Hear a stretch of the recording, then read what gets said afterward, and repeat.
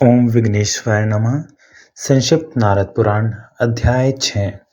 गंगा यमुना संगम। प्रयाग, काशी तथा गंगा एवं गायत्री की महिमा। सूत जी कहते हैं, भगवान की भक्ति का यह महात्म्य सुनकर नारद जी बहुत प्रसन्न हुए। उन्होंने ज्ञान विज्ञान के पारगामी सनक मुनि से पुनः इस प्रकार प्रश्न किया। नारद जी बोले, मुने, आप शास्त्रों के पारदर्शी विद्वान हैं। मुझ पर बड़ी भारी दया करके यह ठीक ठीक बताइए कि किस क्षेत्रों में उत्तम क्षेत्र तथा तीर्थों में उत्तम तीर्थ कौन सा है। सनक जी ने कहा, ब्राह्मण, यह परम गोपनीय प्रसंग है, सुनो। उत्तम क्षेत्रों का यह वर्णन सब प्रकार की संपत्तियों को देने वाला, श्रेष्ठ बुरे स्वप्नों का नाशक, पवित्र, धर्मानुकूल, पापहारी तथा शुभ है। मुनियों को नित्य निरंतर इसका श्रवण करना चाहिए। गंगा और यमुना का जो संगम है, उसी को महर्षि लोग शास्त्रों में उत्तम क्षेत्र तथा तीर्थों में उत्तम तीर्थ कहते हैं। ब्रह्मा आदि समस्त देवता, मुनि तथा पुण्य की इच्छा रखने वाले सब मनुष्य श्वेत और श्याम जल से भरे हुए उस संगम तीर्थ का सेवन करते हैं। गंगा को परम पवित्र नदी समझना चाहिए, क्योंकि वह भगवान विष्णु के चरणों से प्रकट हुई है। इसी प्रकार यमुना भी साक्षात सूर्य की पुत्री है। ब्राह्मण, इन दोनों का समागम परम कल्याणकारी है। मुने, नदियों में श्रेष्ठ गंगा स्मरण मात्र से समस्त क्लेशों का नाश करने वाली, संपूर्ण पापों को दूर करने वाली तथा सारे उपद्रवों को मिटा देने वाली है। महामुने, समुद्र पर्यंत पृथ्वी पर जो जो पुण्य क्षेत्र है, उन सबसे अधिक पुण्यतम क्षेत्र प्रयाग को ही जानना चाहिए, जहाँ ब्रह्मा जी ने यज्ञ द्वारा भगवान लक्ष्मीपति का यजन किया है तथा सब महर्षियों ने भी वहाँ नाना प्रकार के यज्ञ किए हैं। सब तीर्थों में स्नान करने से जो पुण्य प्राप्त होते हैं, वे सब मिलकर गंगा जी के एक बूंद जल से किए हुए अभिषेक की 16वीं कला की भी समता नहीं कर सकते। जो गंगा से 100 योजन दूर खड़ा होकर भी गंगा गंगा का उच्चारण करता है, वह भी सब पापों से मुक्त हो जाता है। फिर जो गंगा में स्नान करता है, उसके लिए तो कहना ही क्या है। भगवान विष्णु के चरण कमलों में से प्रकट होकर भगवान शिव के मस्तक पर विराजमान होने वाली भगवती गंगा मुनियों और देवताओं के द्वारा भी भलीभांति सेवन करने योग्य है। फिर साधारण मनुष्यों के लिए तो बात ही क्या है। श्रेष्ठ मनुष्य अपने ललाट में जहाँ गंगा जी की बालू का तिलक लगाते हैं, वही अर्धचंद्र के नीचे प्रकाशित होने वाला तृतीय नेत्र समझना चाहिए। गंगा में किया हुआ स्नान महान पुण्यदायक तथा देवताओं के लिए भी दुर्लभ है। वह भगवान विष्णु का सारूप्य देने वाला होता है। इससे बढ़कर उसकी महिमा के विषय में और क्या कहा जा सकता है। गंगा में स्नान करने वाले पापी भी सब पापों से मुक्त हो श्रेष्ठ विमान पर बैठकर परम धाम वैकुंठ को चले जाते हैं। जिन्होंने गंगा में स्नान किया है, वे महात्मा पुरुष पिता और माता के कुल की बहुत सी पीढ़ियों को उद्धार करके भगवान विष्णु के धाम में चले जाते।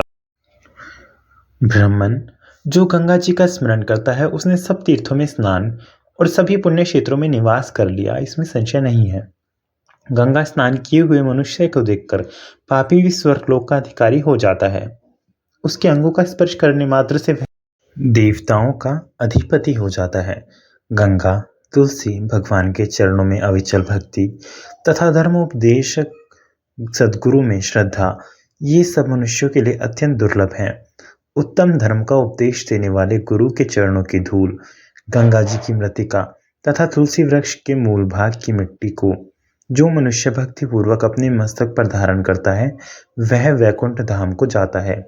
जो मनुष्य मन ही मन यह अभिलाषा करता है कि मैं कब गंगा जी के समीप जाऊंगा और कब उनका दर्शन करूंगा, वह भी वैकुंठ धाम को चला जाता है।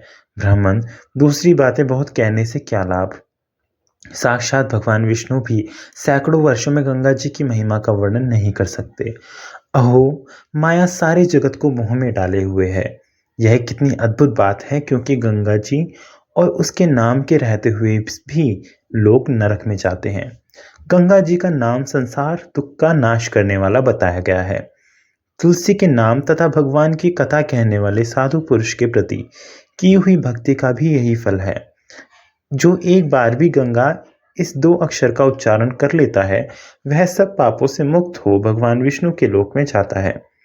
परम पुण्यमयी इस गंगा नदी का यदि मेष, तुला और मकर की संक्रांतियों में अर्थात वैशाख, कार्तिक और माघ के महीनों में भक्तिपूर्वक सेवन किया जाए तो सेवन करने वाले संपूर्ण जगत को यह पवित्र कर देती है।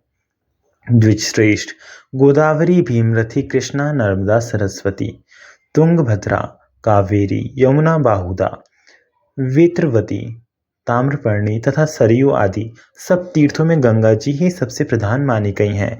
जैसे सर्वव्यापी भगवान विष्णु संपूर्ण जगत को व्याप्त करके स्थित हैं, उसी प्रकार सब पापों का नाश करने वाली गंगा देवी सब तीर्थों में व्याप्त हैं। अहो, महान आश्चर्य की बात है, परम पावनी जगदम्बा गंगा स्नान पान आदि के द्वारा संपूर्ण संसार को पवित्र कर रही हैं। फिर सभी मनुष्य इनका सेवन क्यों नहीं करते? इसी प्रकार विख्यात काशीपुरी भी तीर्थों में उत्तम तीर्थ है और क्षेत्रों में उत्तम क्षेत्र है।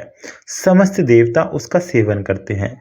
इस लोक में कान वाले पुरुषों के वे ही दोनों कान धन्य है और वे ही बहुत से शास्त्रों का ज्ञान धारण करने वाले हैं, जिनके द्वारा बारंबार काशी का नाम श्रवण किया गया है।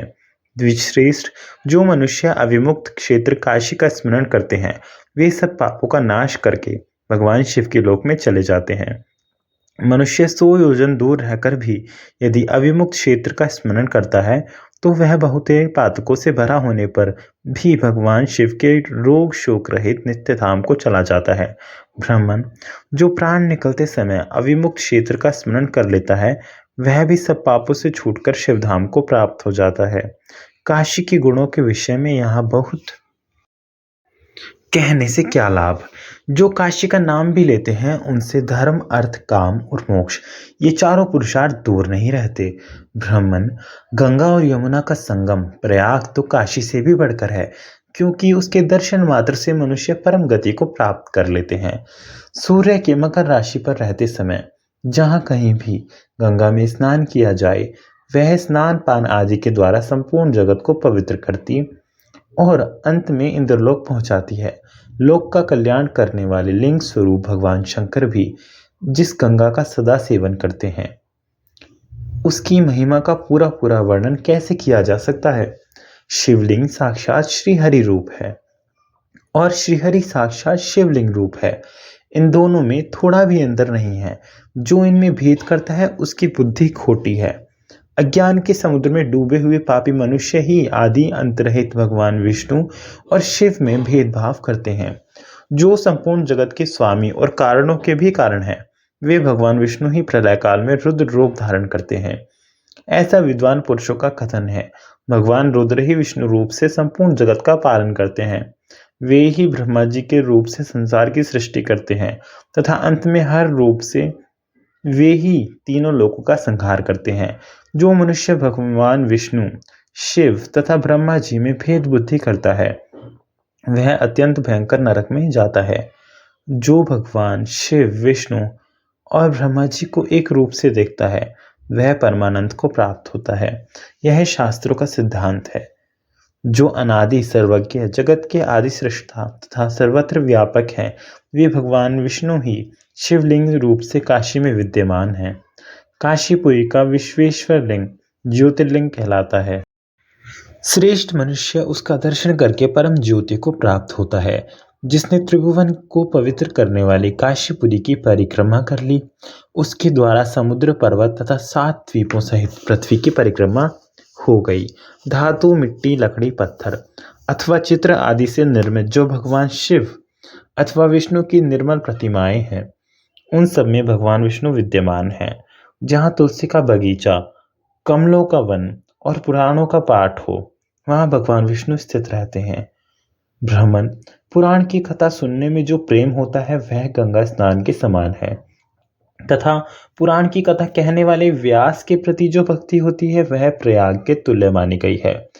जो पुराणों धर्म का उपदेश देकर जन्म मृत्यु रूप संसार सागर में डूबे हुए जगत का उद्धार करता है, वह साक्षात श्रीहरि का स्वरूप बताया गया है।